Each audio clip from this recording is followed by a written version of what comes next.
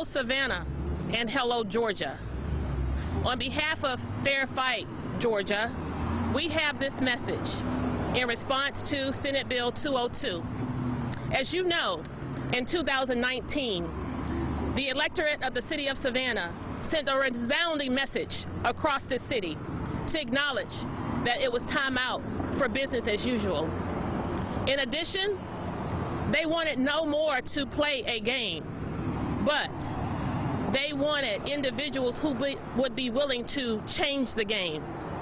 And so, you see, for that, and only that reason, we stand here before you today, a fraction of a city council who made history, not only here in Savannah, but in the nation, whereby you have 5 African-American councilwomen sitting on one council, making up a majority in the city of Savannah. That's a big deal.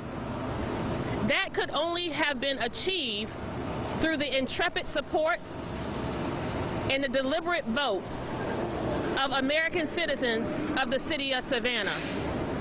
Now we arrive at a juncture where that right to vote among every citizen in Georgia, woman, man, young boy, young girl, black, white, Hispanic, Asian, all nationalities, all socioeconomic statuses. That right is now threatened in the state of Georgia via Senate Bill 202. We've been here before, ladies and gentlemen. We have been here before. We were once here when women did not have the right to vote. We were once here when African Americans did not have the right to vote. We fought, we spoke up, and we spoke out. Our ancestors fought for the right to vote for citizens across this nation today. And every time they said we couldn't, every time they said you can't, we rose to the challenge. Every time they rose the bar, we jumped higher. This day, we are here to say that we're not here to just jump higher. This day, we're here to say that we're not here to just jump higher. We're here to denounce and to declare that the bill, Senate Bill 202, is simply wrong. From day one, Governor Kemp and Republicans have made it clear that their priorities are not the best for Georgia, for our communities or our locally owned businesses. This, they have determined, is merely about trying to appease lies that fueled an insurrectionist that we all are familiar with, a mob of sorts, and fix the rules to make it easier for them to win elections. Anyone who claims to care about communities has to first acknowledge that the blame or the fallout from Senate Bill 202 lies squarely on the shoulders of our governor, who is sworn to protect the rights of all Georgians, regardless of creed, color, race, or nationality. We must send these repeated warnings to leaders, to citizens, and lawmakers across the state of Georgia. Georgians matter. We saw Governor Kemp and Georgia Republicans ignore the warning signs after the warning signs, including those issued directly from the faith community. The faith communities who undergird the worst hurt that our communities face. Instead, they wanted to blatantly appease anti-democratic attacks on voting rights here in Georgia. Georgia voting lives matter. Businesses, especially those owned by black and brown Georgians, who will face a disproportionate impact on their right to vote as a direct result of Senate Bill 202. They deserve better. Better than the lies and the falsehoods. They deserve better. Better than the lies and the falsehoods Brian Kemp and Georgia Republicans have spent the past few months pending. First, to pass their reckless voter suppression bill and then to try to deflect the blame after the fact. The truth is, the current mess facing Georgia businesses as a result of Senate Bill 202 was created by our governor, Brian Kemp, and other Republicans. Them alone. Them alone. Governor Kemp, Georgia Republicans were the ones with the power to pass the legislation that could restrict voting rights. Governor Kemp and Georgia Republicans were the ones who chose to continue pushing bills like Senate Bill 202, knowing full well the consequences of their actions. And now Brian Kemp and the Georgia Republicans are the ones who are causing Georgia's economic plans to be derailed. It's simply reckless. These anti-democratic attacks must stop. And they must stop with platforms like this across the nation and with messages like this. The media must be fair and balanced in crafting messaging that is consistent with acknowledging that we are regressing back to the Jim Crow era. You cannot claim to be pro-business and support Georgians of color and then launch a full-scale attack on voting rights. We're experiencing such right here in Savannah, Georgia, where in excess of $300 million is slated for our Savannah corridors over on Hutchinson Island without no regard for local businesses. Georgia voters matter. Anyone who stood behind Senate Bill 202 and its Jim Crow 2.0 provisions must stand and take responsibility for what they have let happen to communities in Savannah and cross Georgia, as the consequences of this kind essentially is racist legislation. You can't change the rules when you lose. It's not allowed. You cannot change the rules when you lose. If you want to support Georgia businesses and communities of color, you cannot continue these attacks on our sacred rights to vote. And let's be clear, if Brian Kemp and Georgia Republicans continue their anti-voter agenda in Georgia and elsewhere, they will continue to inflict pain on their constituents by prioritizing appeasing insurrectionists and rigging elections over the well-being of Georgians. So I submit to you, ladies and gentlemen, let's be about the voting business of Georgia and declare and decree that we will stand in the face of this adversity. As we are experiencing similar voting restrictions within our own municipal government, we want the citizens of Savannah to know that it is our desire to continuously fight for your voice. When you send us to City Hall, when you send us into these elected offices and to the state capitol, when you send us to Washington, D.C., you deserve just representation, but we are fighting for your right simply to get to the ballots. Thank you. Right. That's right.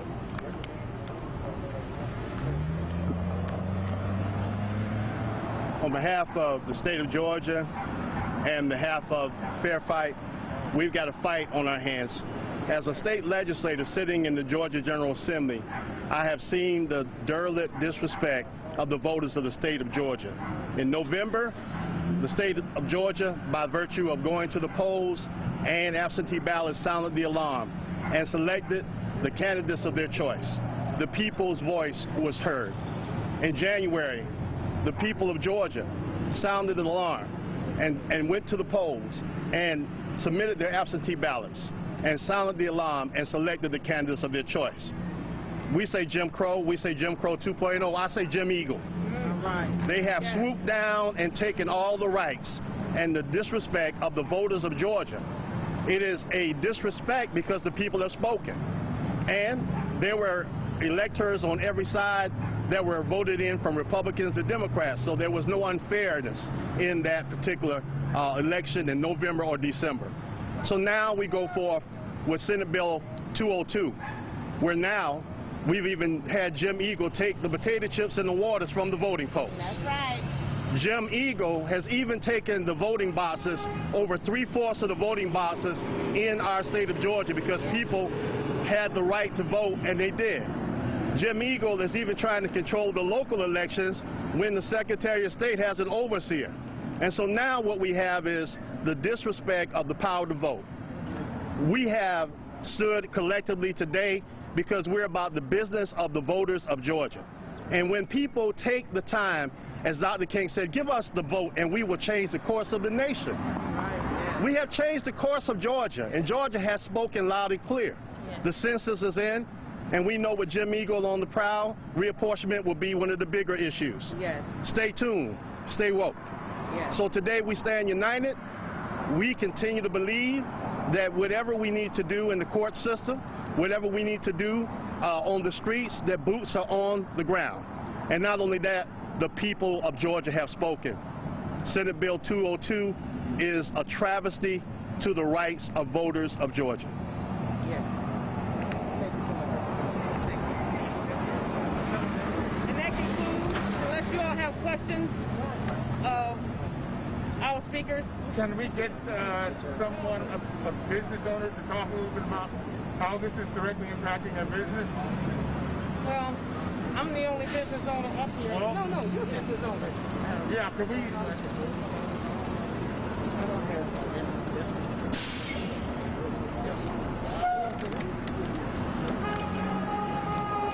Someone wants to address that? Say that again now? Can we get you to address how it's directly impacting the business? Because that's what the premise of the conference was, correct? How this is affecting small businesses, especially minority businesses. Well, I wasn't prepared to talk about it. You want to? I can't really speak to it. Well, it's all aspects of the business of the community. Crime, business, health and welfare. It's really expected. Can you put some of that way from that mic and talk? Right here. Hello, Savannah. I am Alderwoman Alicia Miller Blakely, and I have seen firsthand how House Bill 202 is going to affect our businesses in this community. Our businesses have closed because of the pandemic, but when you come back and you say certain things as it relates to you can't do this or you can't do that in your business, you can't pass water to individuals standing in line to vote. You can't communicate with people. They want other entities to come in and take over the voting. We have a Secretary of State that is doing a wonderful job in our voting system here in Georgia. We turned Georgia blue, finally.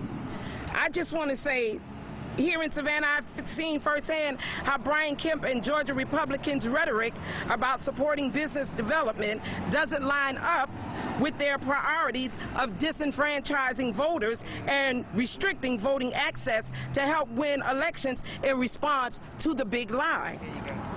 Okay? If Brian Kemp and Georgia Republicans were truly serious about supporting business owners, they would have spent this session focusing on responding to the economic crunch many businesses have found themselves in following the coronavirus outbreak, not fixating on attacking the rights of voters of color.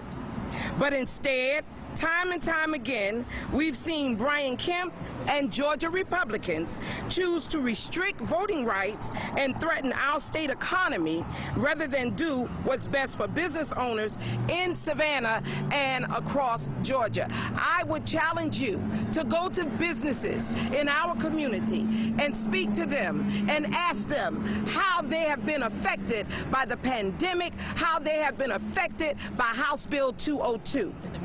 Senate Bill 202.